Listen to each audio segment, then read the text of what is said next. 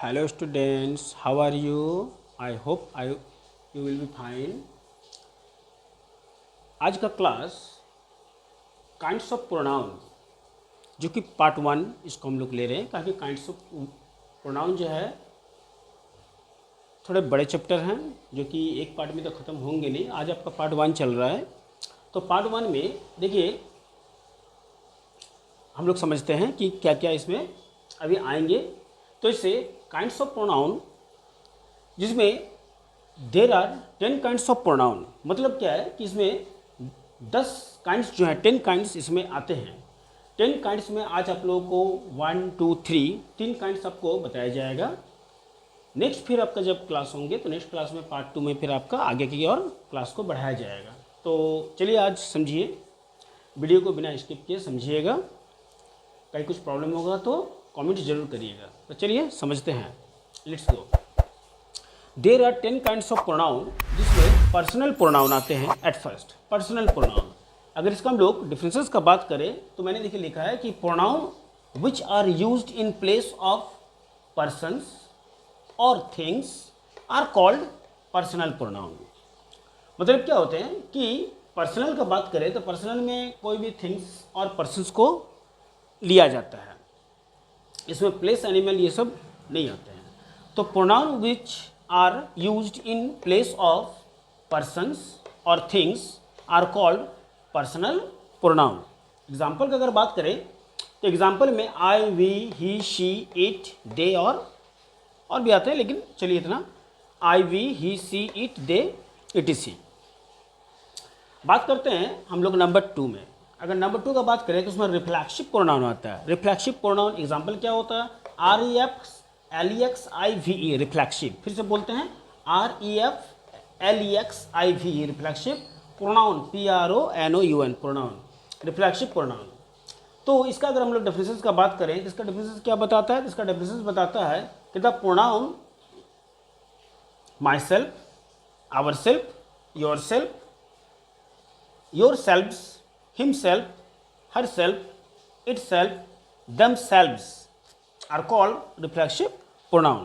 मतलब इसका कोई पार्टिकुलर कोई स्पेशल कोई डिफिनेशन नहीं होता है। इसका जो एग्जाम्पल है वही इसका डिफिनेशन है। तो एग्जाम क्या क्या हम लोग लिखे देखिए, तो इसमें हम लोग इसमें लिख रहे हैं myself, yourselves, yourself, yourselves, myself, herself, itself, themselves are called reflexive pronoun। मतलब इसका एग्जाम्पल को अगर आप याद रखते हैं वही आपका डिफिनेशन का काम करेगा। आइडेंटिफिकेशन इसका एग्जाम्पल ही है। नेक्स्ट हम लोग बात करते हैं नंबर 3। नंबर 3 में हम लोग एम्पैथिक प्रोनाउन का बात करते हैं। एम्पैथिक प्रोनाउन क्या होता है?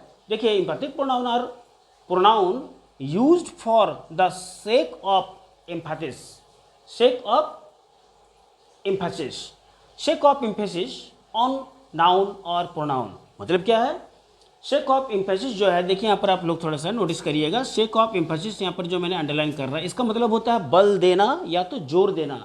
जब हम लोग नाउन और प्रोनाउन पर किसी कथन का जोर देते हैं तो वो एम्फेसिस प्रोनाउन कहलाता है, जिसको हम लोग एम्पैथिक प्रोनाउन कहते हैं।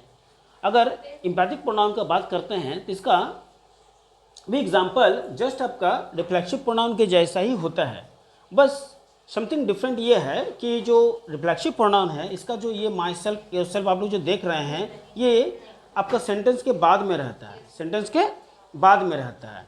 और अगर हम लोग एम्पैथिक प्रोनाउन की बात करते हैं तो इसका जो ये सेंटेंस है ये आपका मिडिल में रहता है। मिडिल में देखिए मैंने यहाँ पे लिखा ना मिडिल में, तो ये मिडिल में रहता है। लेकिन वही आपका अगर रिफ्लेक्सिव प्रोनाउन का बात करते हैं तो ये आपका क्या होता है? एक चीज़ आपका लास्ट में चल जाता है। बाकी दोनों देखने में लगभग एक जैसे लगते हैं।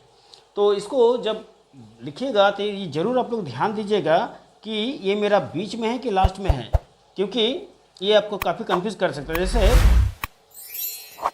आई हर्ट माई सेल्फ, मान के चलिए हम लिख रहे हैं आई हर्ट माई सेल्फ, अगर लिख रहे हैं तो उस दौरान यहाँ पर आपका माई सेल्फ देखिएगा कहाँ जा रहा है? लास्ट में जा रहा है। देखिए इसका मतलब ये लास्ट में जाने का मतलब भी होता है इसको हम लोग रिफ्लेक्ट। तो इस तरह का my self, your self, it self जो भी लास्ट में जाता है उसको हम लोग क्या कहते हैं? रिफ्लेक्सिव प्रोनाउन कहते हैं। इसका ही आइडेंटिफिकेशन है। लेकिन यही my self, her self, your self अगर बीच में आ जाए तो उस समय इसको हम लोग एम्पैथिक प्रोनाउन कहते हैं। एम्पैथिक का मतलब होता है जोर देना। तो जब नाउन प्रोनाउन पर जोर दिया जाता है उसको हम लोग क्या कहते हैं? एम्पैथिक प्रोनाउन कहते हैं। जैसे ही हिमसेल्फ डिड दिस, उसने स्वयं, हिमसेल्फ का सेल्फ का मतलब क्या होता है? स्वयं। तो ही हिमसेल्फ डिड दिस का मतलब उसने स्वयं ऐसा किया, इसका मतलब होता है। She herself admitted it, she herself admitted it का मतलब होता है उसने स्वयं इसे कबूल किया। एडमिटेड मीन्स क्या होता है? कबूल करना। तो देखिए यहाँ पर कि हरसेल्फ, माई सेल्फ, इसको कहाँ लिखे हम लोग? जस्ट बीच में लिखे हैं, हिमसेल्फ, हरसेल्फ। लेकिन यहाँ पर मैंने एक एग्जांपल दिया, इसमें देखिए इसको हम लोग लास्ट में लिख रहे हैं। तो दोनों में यही आपका डिफरेंस है, तो इसको जरूर समझिएगा, कंफ्यूज नहीं होना है। एग्जाम्पल्स देखने से ही आपको, जो सेंटेंस एग्जाम्पल को, उसको देखने से आपको मालूम चल जाएगा। तो काइंड्स ऑफ प्रोनाउन में आज आपके लिए 1, 2 और 3, जिसमें 1 में मैंने पर्सनल प्रोनाउन आपको बताया विद एग्जांपल, रिलेशनशिप प्रोनाउन बताया विद एग्जांपल और सेंटेंस, और 3 में आपका एम्पैथिक प्रोनाउन बताया जिसमें आपको, इसमें भी आपको सेंटेंस बताया गया। तो आज भर के लिए आपका ये क्लास है। नेक्स्ट आपका पार्ट 2 फिर आपका आने वाला है, जिसमें नंबर 4 से फिर बताया जाएगा। तो उसके लिए वेट करें, जस्ट वेट, और वीडियो को पूरा देखें, इसको स्किप नहीं करें। पूरी तरह से देखने से ही आपको क्लास समझ में आएगी। नेक्स्ट क्लास के लिए आप लोग तैयार रहें, बी रेडी, वेट करें, वीडियो को लाइक करें और शेयर करें। तो अगर किसी तरह का कोई अगर प्रॉब्लम्स अगर होती है, कुछ पूछना है, तो आप कमेंट भी ज़रूर करें।